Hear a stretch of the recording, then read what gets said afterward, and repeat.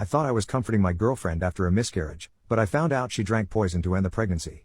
She says it was for attention, and now I don't know who she is. Posted by you/no_situation_9708. I, 28M, have been dating my girlfriend, 26F, for 4 years.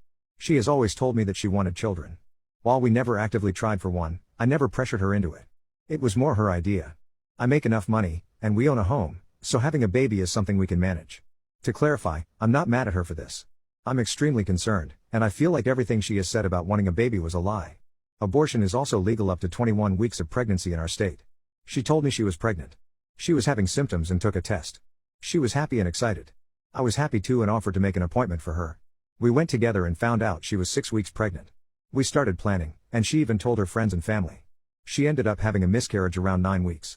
It was sudden, and she was upset. I comforted her as best I could. It seemed very tough for her, so I tried to support her through it. A few days later, I had to retrieve something from a drawer in our bedroom, and I found some herbs hidden under a bag. They were pennyroyal and mugwort. I was confused because I've heard of pennyroyal being used to induce miscarriages. I asked her about it, and she immediately became defensive, claiming she didn't know where it came from. I kept pressing, and she eventually admitted that she had used it to terminate the pregnancy. She started crying, and I was in shock. I asked her why.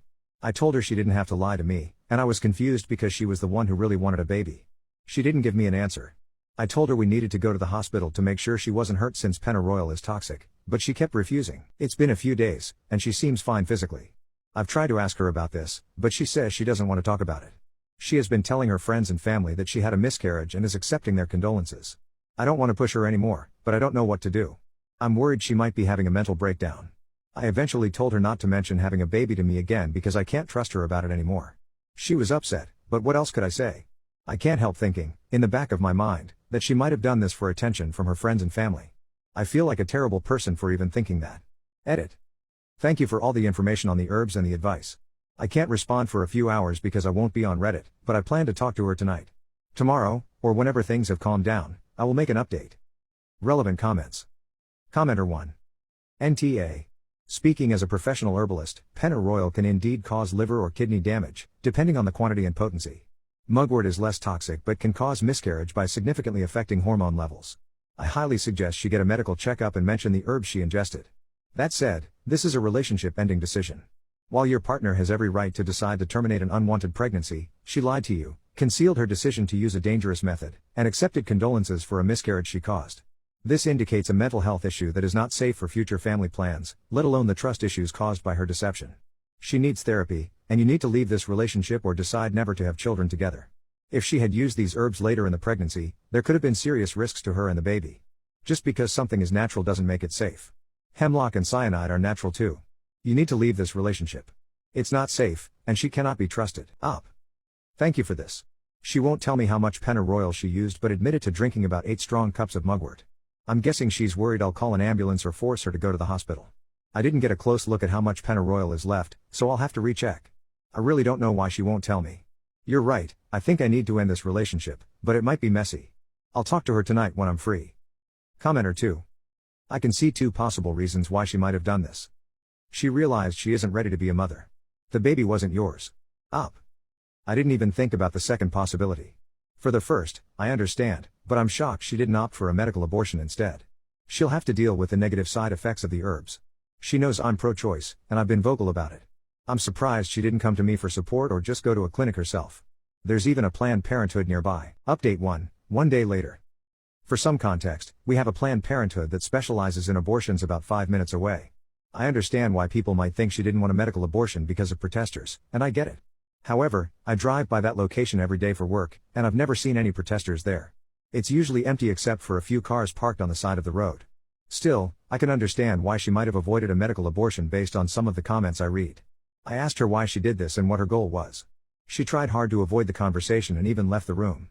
I apologize if this makes me seem like an asshole, but I told her that if we couldn't talk about this, I would have to end the relationship. She came back in and admitted that the reason she did it was that she felt her family had never given her enough attention or support. She wanted to tell them she had a miscarriage so they would feel bad for her. I was stunned. I asked why she didn't just get a medical abortion and lie about it instead of harming her body with a toxic herb. She said she wanted to have the experience of having an actual miscarriage. I was completely confused and in shock, so I didn't say much else. It all sounded so bizarre to me. She begged me not to break up with her and said she didn't want me to be angry. I also asked her if there was any chance the baby wasn't mine. She said no. I told her she needs therapy immediately. I can thankfully afford therapy, so I offered to pay for her sessions if she agreed to go. She said yes. I also told her she needed to go to the hospital because of the potential risks to her health.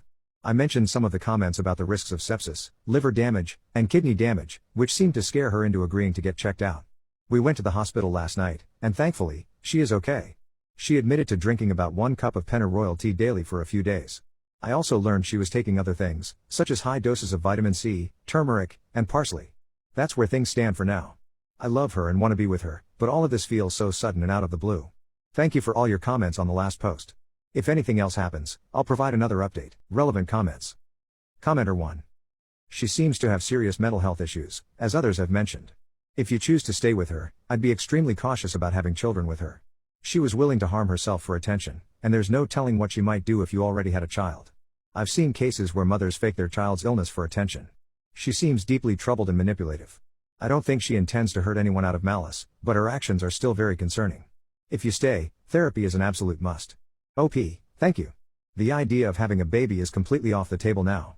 I'm not sure what I'm going to do, but I'm leaning heavily toward ending the relationship after reading the comments. I'm just worried about her possibly harming herself if I do break up with her. Final update. 2 days later. A lot has happened since my last post, but things are calmer now. I hope this will be my final update. Apologies in advance, as this is going to be long. In my last post, I told her she needed to go to therapy as soon as possible. I said I would pay for everything because all I wanted was for her to get professional help.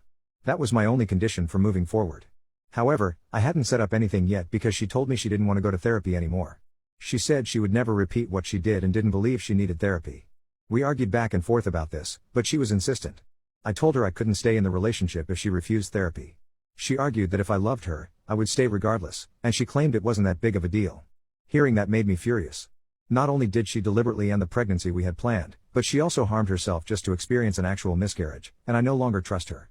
I considered telling her parents at that point because I was deeply concerned about her mental health. When I accidentally mentioned it during our argument, she begged me, literally got on the ground and begged me, not to tell them. I took her word because I didn't want to worsen her emotional state.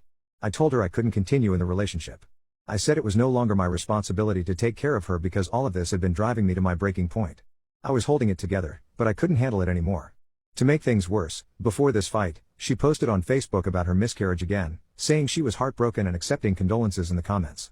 I brought it up, and she gave me the same excuse as before, that she wanted to feel important to her friends and family.